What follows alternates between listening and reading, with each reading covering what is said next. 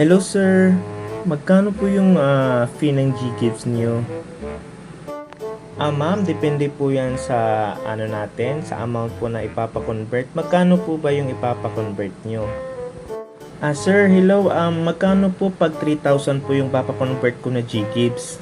Hello po ma'am, ang 3,000 po yung fee niyan is 21% po. Pero sige po, since sa YouTube viewer po kayo, bibigyan po kita ng discount. Bigay ko na lang po ng 18%. Ano, G? Ay sir, medyo malaki din pala yung fee, ano? Yes ma'am, kasi po hindi po basta-basta naka-cash out yung Ggives natin. So pang online shopping lang po at pang grocery. Sige po sir, mag-isip po muna ako, tsaka medyo mahal po kasi check ko po muna kung kaya ko po. Thank you. Sige ma'am, walang problema. Message lang po anytime po. Thank you. Next day later. Sir, good afternoon. Patulong naman paano po mabawi yung yung 3,000 na Ggives ko. Na-scam po kasi ako, sir. Maawa ka, sir. Tulungan niyo po ako. Ay, hala, ma'am. Wala, sorry po. Na-experience niyo po yan. Na-scam ka po. Bakit po? Ano pong nangyari? Kala ko ba magme-message ka ulit sa akin? Yes, sir. Pasensya na po. Kasi po nag-offer po sa akin 10% lang daw po tapos real time yung payout. Yun pala pagkatapos kong mag-pay, binlock na ako agad. Patulong sir. Ay hala, sorry po, hindi po kita matutulungan dyan.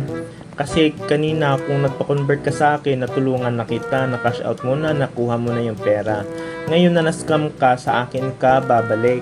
Ma'am, ang gagawin nyo po, i-contact nyo po si GCash sa help center at sabihin nyo po yung nangyari at isend nyo po rin yung resibo.